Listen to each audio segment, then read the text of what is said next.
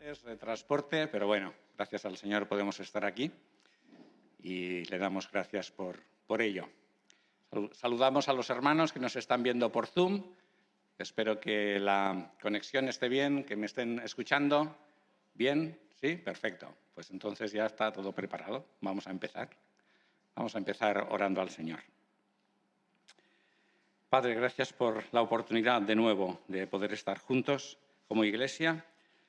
Aquí y los que están conectados por Internet, gracias por todos ellos, que tú seas glorificado a través nuestro, Señor. El motivo de nuestra reunión es Jesucristo, es recordar de nuevo su muerte en la cruz a nuestro favor, su inmenso amor, su gloria, todo lo que Él revela, todo lo que reveláis a través de la palabra. Señor, pedimos tu ayuda para la misma, para que lo que vamos a considerar en esta mañana nos haga bien y también después en el tiempo de la alabanza a ti. En tu nombre, amén. Vale, pues vamos a ir a Mateo, capítulo 13. Evangelio de Mateo, capítulo 13, versículo 24. Mateo, capítulo 13, versículo 24.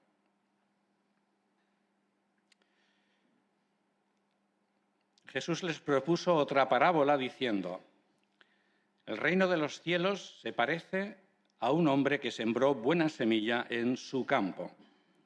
Pero al dormir los hombres, vino su enemigo y sobresembró unas cizañas en medio del trigo y se fue. Y cuando brotó el tallo y dio fruto, entonces aparecieron también las cizañas. Y acercándose los esclavos del padre de familia, le dijeron: Señor, ¿acaso no sembraste buena semilla en tu campo? ¿De dónde, pues, tiene cizañas? Y él les dijo: algún enemigo hizo esto. Le dicen los esclavos o los siervos: ¿quieres, pues, que vayamos y las recojamos? Pero él dice: no sea que recogiendo las cizañas arranquéis con ella el trigo. Dejad crecer juntamente lo uno y lo otro hasta la siega. Y en tiempo de la siega diré a los segadores: recoged primero las cizañas y atadlas en manojos para quemarlas, pero el trigo reunidlo en mi granero. Saltamos al versículo 34. Todas estas cosas habló Jesús a las multitudes en parábolas, y sin parábola nada les hablaba, para que se cumpliera lo dicho por el profeta cuando dice: abriré mi boca en parábolas, declararé cosas que han estado escondidas desde el principio. Habiendo despedido Jesús entonces a las multitudes, entró en la casa. Y se acercaron a él sus discípulos diciendo: decláranos la parábola de las cizañas del campo. Él respondió y dijo: el que siembra la buena semilla es el Hijo del Hombre. El campo es el mundo. La buena semilla son los hijos del reino, y las cizañas son los hijos del maligno. El enemigo que las sembró es el diablo. La siega es el fin del siglo, y los segadores son los ángeles. Por tanto, así como las cizañas son recogidas y quemadas con fuego, así será en el fin del siglo. Enviará el Hijo del Hombre a sus ángeles y recogerán de su reino a todos los que causan tropiezos y a los que hacen iniquidad, y los echarán al horno de fuego. Allí será el llanto y el crujido de los dientes. Entonces los justos resplandecerán como el sol en el reino de su Padre. El que tiene oídos, oiga. Hasta aquí la lectura. Bueno, hoy voy a dar inicio a una nueva serie de mensajes que daré cuando me toque predicar. No sé si esto es una buena noticia o mala. Eso ya me lo diréis después. Esta serie nueva que voy a dar se titula Tres enemigos de Jesús. Tres enemigos de Jesús. Y lo vamos a ver desde su faceta humana, es decir, tres enemigos de Jesús como hombre. Y es importante no perder de vista esta perspectiva. Y estos tres enemigos de Jesús lo son en este orden. El primero es Satanás. El segundo es el ser humano. Y el tercero es la muerte. Estos son los tres enemigos de Jesús que vamos a ver. Este tema es muy amplio y hay pues, mucho material, ¿no?, para dar. Prácticamente habría que repasar toda la Escritura.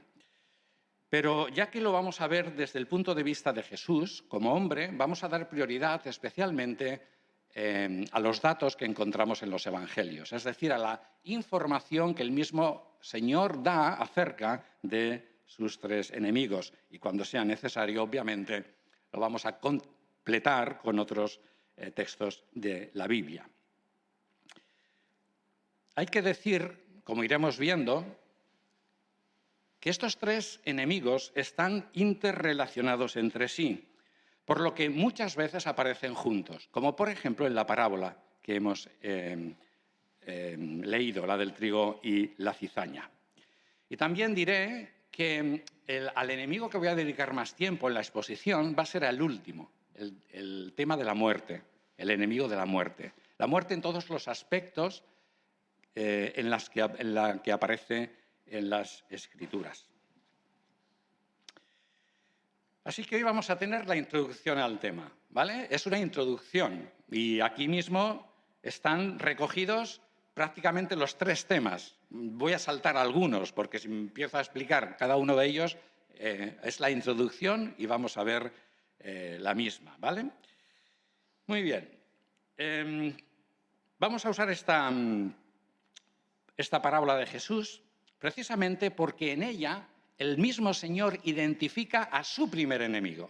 Por eso la traigo en esta mañana. Lo hemos leído en el versículo 39. El enemigo que sembró la cizaña es el diablo.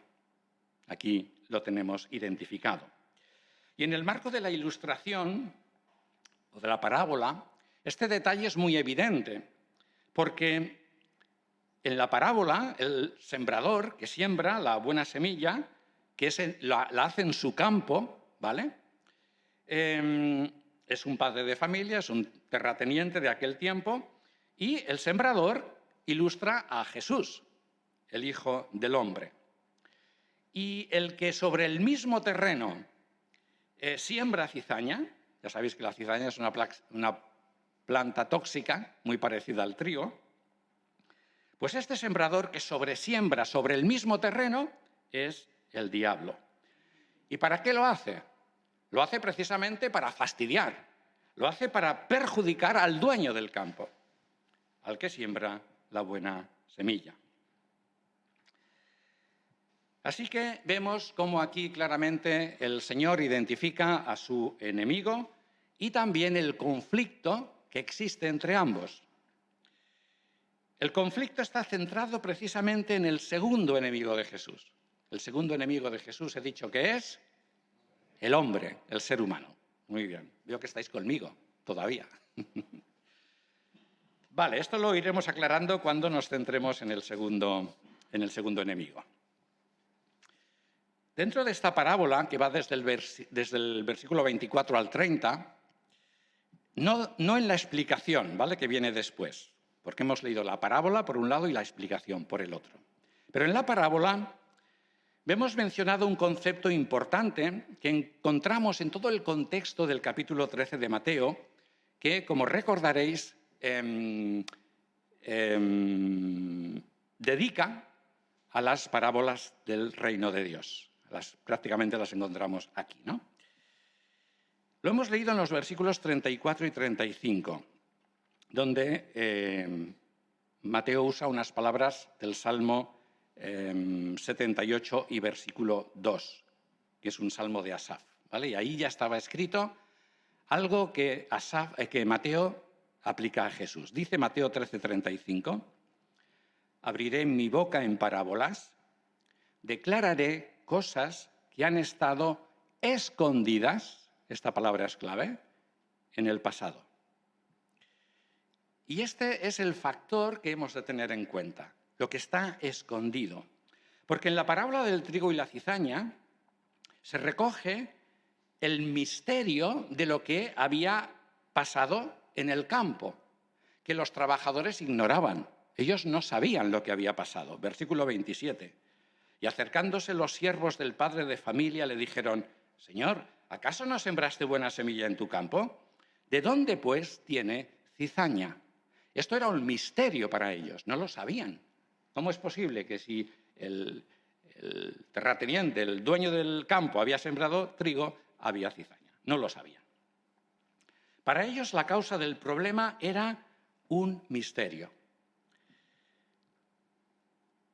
Solo el dueño del campo sabía exactamente lo que había pasado y es el que les revela el misterio. Por lo tanto, el misterio deja de serlo en el momento en el que se da a conocer. Lo ha hecho un enemigo. Esto no lo sabíamos. Lo ha hecho un enemigo. Y como ya hemos dicho en la explicación de la parábola, Jesús identifica claramente a su enemigo, que es el diablo. Cuando los discípulos, al igual que los trabajadores, lo hicieron con el amo de la finca, los discípulos también preguntan a Jesús en el capítulo 13 y versículo 10, ¿por qué el Señor usaba este método aparentemente tan extraño de las parábolas? Las parábolas tampoco no tenían ninguna complicación, eran sucesos de la vida real, ¿verdad? Como la siembra y la siega. ¿Y qué hacía Jesús? Las usaba para explicar realidades espirituales, cosas que no se ven, pero que están ahí, misterios. Y por eso Jesús les responde, versículo 11, lo hago para daros a conocer los misterios, lo escondido del reino de Dios, o el reino de los cielos, que es la misma frase, el mismo concepto. El término reino de Dios en la Escritura es muy amplio y tiene sus contextos, ¿no? Pero se refiere a todo lo que abarca el gobierno de Dios. Básicamente esa es la idea con la que cuando oímos acerca del reino de Dios, o reino de los cielos, tenemos que pensar en el gobierno de Dios. Todo lo referente a su existencia y a su dominio, que comprende el mundo físico, el mundo de los seres humanos, que conocemos muy bien, ¿verdad? Aunque los humanos digan, no, Dios no existe, y si existe no queremos saber nada de él, comprende el mundo físico, pero también el mundo invisible, la dimensión espiritual, esa que está precisamente escondida al ojo humano, esa que no se ve, que es un misterio, pero que es real. Jesús mismo vino de allí, de esa dimensión espiritual, a la tierra. Y en esa dimensión espiritual, donde Dios existe, la deidad existe, viven además millones y millones de seres espirituales llamados ángeles, creados por Dios al igual que el hombre.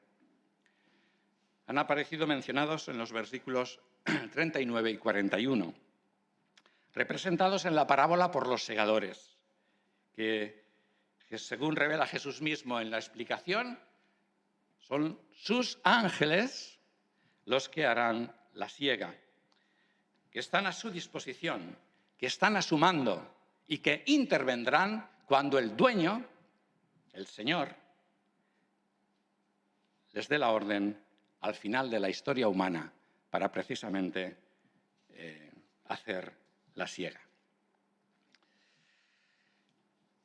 Pero en esa misma dimensión espiritual también trabaja el diablo, existe el diablo, que es un ángel, como veremos en su momento, pero enemigo de Jesús, un rebelde del reino de Dios.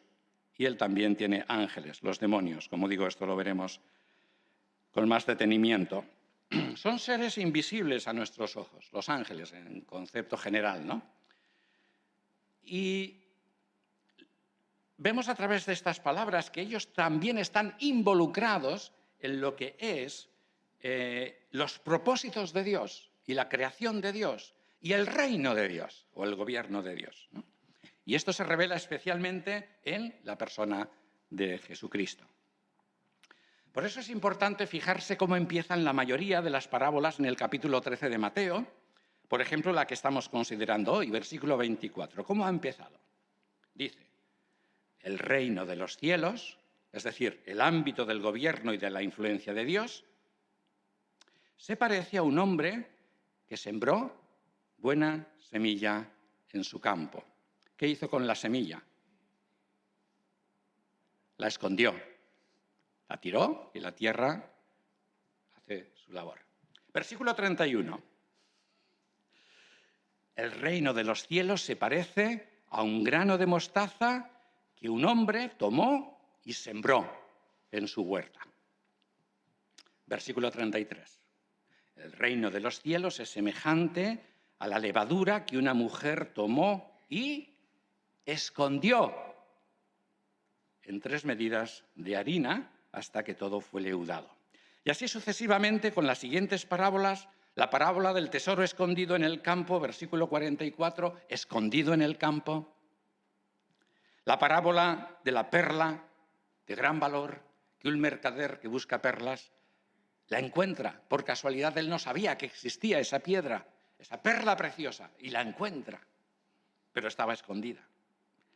Y también la parábola de la red que unos pescadores echan al mar.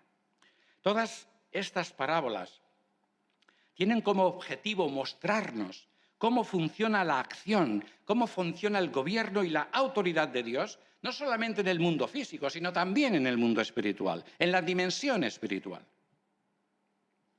Y si no fueran por estas revelaciones del Señor Jesucristo y otras que encontramos en otras partes de la Biblia, para nosotros sería un misterio. No sabríamos explicar, por ejemplo, por qué los seres humanos llegamos a ser tan crueles y dañinos, capaces de hacer las salvajadas más atroces con nuestros semejantes. Somos mentirosos, somos corruptos, somos traidores, ¿o no? Me lo estoy inventando. Siempre peleándonos, a todos los niveles. En la familia, en la comunidad de vecinos, con aquel del coche que se pone delante y bajo y así. Y si vamos todavía ampliamos, pues ahí están las guerras, ¿no? Que es el último donde se alcanza la más brutalidad humana, ¿no? Siempre peleándonos, incapaces de vivir en paz con nuestros semejantes, destruyendo la tierra, como veíamos no hace mucho, ¿no? Y destruyéndonos unos a otros.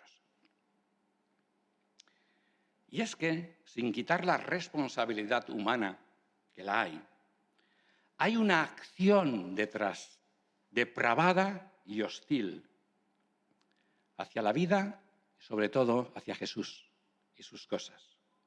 Hay una influencia invisible de un ser diabólico que también trabaja en el ser humano y en el mundo, como revela la parábola. Si esto no nos lo dijera la parábola, no lo sabríamos. Nos lo dijera el Señor Jesús, no lo sabríamos, pero ahora lo sabemos, ahora lo entendemos. Vamos a ver la información que Jesús nos da acerca de su enemigo Satanás en el pasaje de hoy. Ya sé que se podrían decir muchas más cosas que irán saliendo más adelante. Lo primero en lo que nos vamos a fijar es en su nombre, Diablo. Es uno de los nombres de Satanás, ¿vale? Ya sabéis que Satanás significa adversario. Es curioso. Y diablo significa acusador, calumniador. Y esta acción la hace continuamente delante de Dios, especialmente contra los seres humanos. ¿Sabes? Mis seguidores, míralos ahí en la tierra, cómo están. ¿Qué te parece? Tanto el término diablo y Satanás identifican la personalidad perversa de este ser espiritual que, como veremos en las siguientes sesiones, es un ángel rebelde a todos los propósitos de Dios. Y veremos también por qué se reveló en la poca información que hay en la Escritura acerca de esto.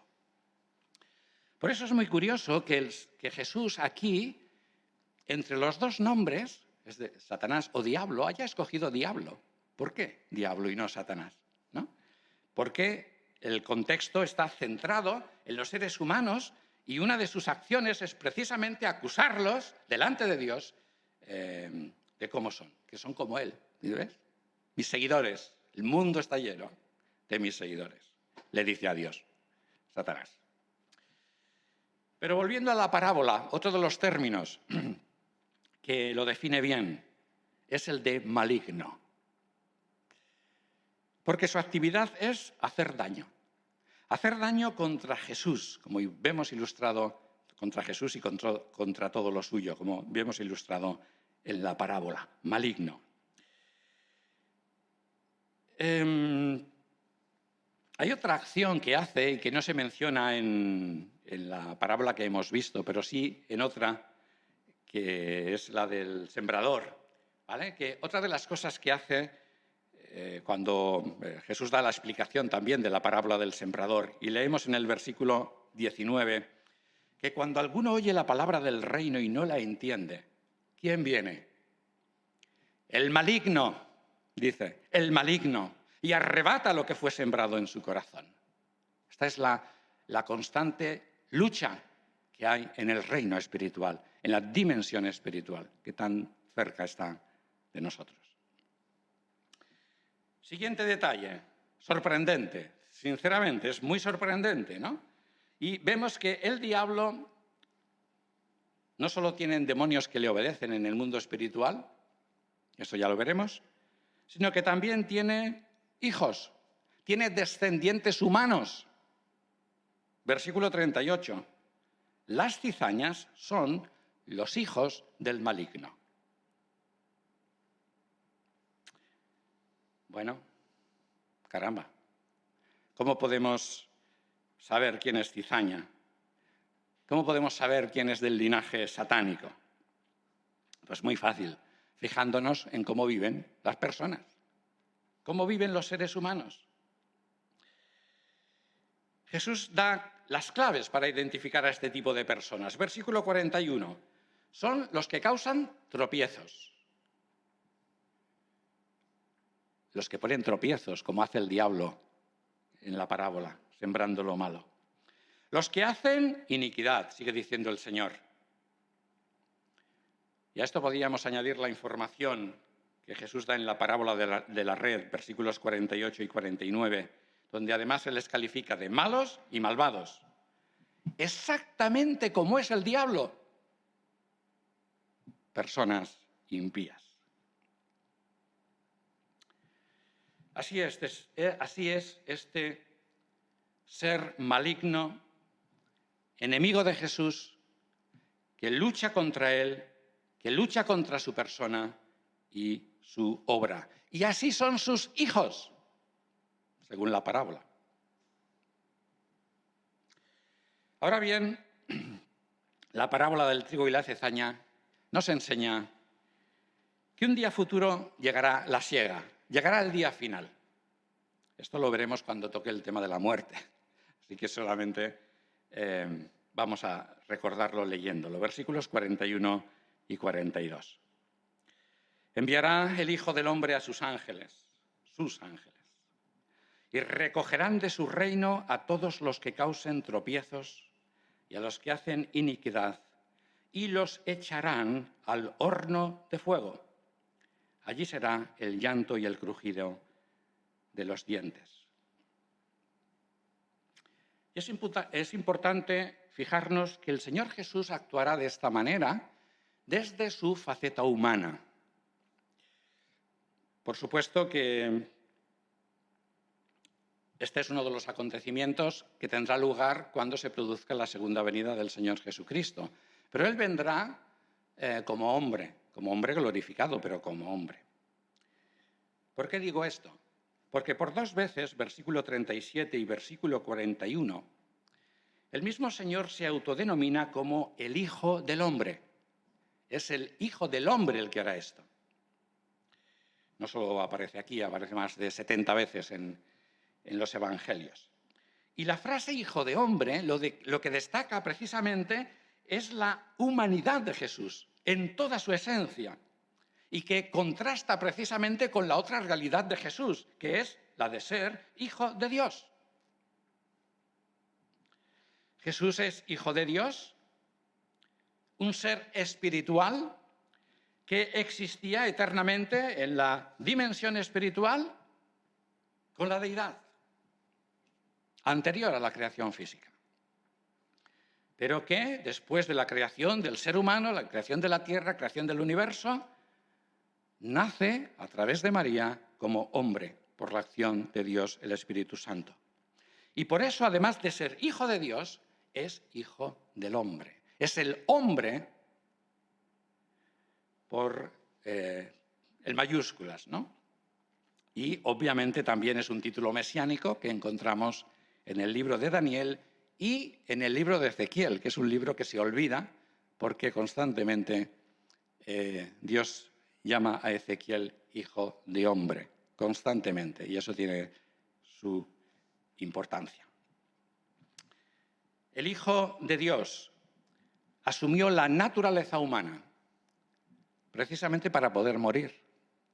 Ya lo veremos. Una naturaleza humana, murió y resucitó y está en el cielo, que conservará para siempre. Nunca más la dejará. Nunca. Jesús pondrá fin a la maldad humana, en este caso, en su segunda venida. Este pasaje no nos habla de lo que pasará con Satanás, hay otros pasajes y ya los veremos. Pero frente a este detalle que acabamos de ver, nos puede parecer extraño, ¿no? O un poco como una estrategia equivocada, por decirlo de alguna manera, del Señor, ¿no? ¿Por qué esperar tanto para poner fin a la maldad? Han pasado 2000 años desde que el Señor estuvo en esta tierra, nació, murió, resucitó y se fue al cielo, ¿no? Desde donde volverá, ¿no? A nosotros nos gustaría que los malos que hay en el mundo, que son muchísimos, ¿vale? Y son siempre los demás, claro. Yo soy un trozo de pan. Que los malos desaparecieran ya, cuanto antes. Que si hiciesen algo malo fuesen fulminados de inmediato. Oye, qué bien, ¿no? Qué bien viviríamos. Bueno, no viviríamos ninguno de nosotros. No habría nadie, ningún ser humano viviría si Dios hiciese esto. Mira que hay maldad en el mundo. Pero Jesús no hace esto. Jesús espera. ¿Por qué? Pues la respuesta la tenemos recogida en esta misma parábola. Y es que la razón es que Jesús también siembra. Sigue sembrando. Jesús sigue sembrando en el campo de los hombres, que es el mundo. No solo siembra Satanás, también lo hace Jesús. ¿Y para qué siembra Jesús? Para conseguir precisamente lo que nos dice el apóstol Pablo, con esto vamos a terminar ya, en Hechos capítulo 26 y versículo 18. Pablo está delante del rey Agripa, está encarcelado, está detenido. ¿Sabéis por qué? Por hablar de Jesús. Qué cosas, ¿no? Parece que el enemigo podía con él. Y Jesús le explica, Pablo le explica a Agripa cómo Saulo de Tarso estaba persiguiendo a los cristianos y en el camino de Damasco el Señor Jesús se le aparece, el Señor Jesús ya resucitado y glorioso y ascendido, ¿no? Y aquí a veces cuando hablamos de este testimonio de Pablo, de esta aparición, se nos escapa un detalle que hemos de tener en cuenta, ¿vale? Pablo no dudaba en ningún momento de la existencia de Jesús, aunque no le conoció físicamente, pero él sabía que Jesús había existido realmente. O sea, él no perseguía a Jesús por haber existido, perseguía a los cristianos. ¿Por qué perseguía a los cristianos? Porque los cristianos decían que este hombre Jesús, que había muerto y resucitado, era Dios. Eso era lo que Saulo de Tarso no admitía, de ninguna manera. ¿Cómo puede ser que un hombre sea Dios? No puede ser. Blasfemia por los cristianos. No la existencia de Jesús, sino lo que se decía de Jesús. Y él explica, se le aparece el Señor, Hechos 26, 18, y entre otras cosas le dice: mira, Saulo, yo te envío te envío a la gente, a fin de que abras sus ojos, para que vuelvan de la tiniebla a la luz y de la potestad de Satanás a Dios. Esta es la frase clave. Y de la potestad de Satanás a Dios. Y para que reciban liberación de pecados y herencia entre los santificados por la fe en mí. Y cuando una mujer o un hombre ponen su fe en Jesucristo, lo aceptan como su Dios y Salvador, se produce este milagro. Se produce este cambio de dueño. Por eso hemos encontrado en la explicación de Jesús de la parábola del trigo y la cizaña que hay hijos del reino y no son hijos del maligno. Ahí está la comparación. Sino que en versículo 43 son llamados justos cuando no lo eran. Ya lo explicaremos cuando hablemos del hombre. Y resplandecerán como el sol en el reino de su Padre, que es Dios, y no el diablo, que también tiene hijos. Lo vamos a dejar aquí. Y claro, frente a un mensaje así, la pregunta que nos hemos de hacer es, ¿qué soy yo? ¿Soy cizaña o soy buena semilla?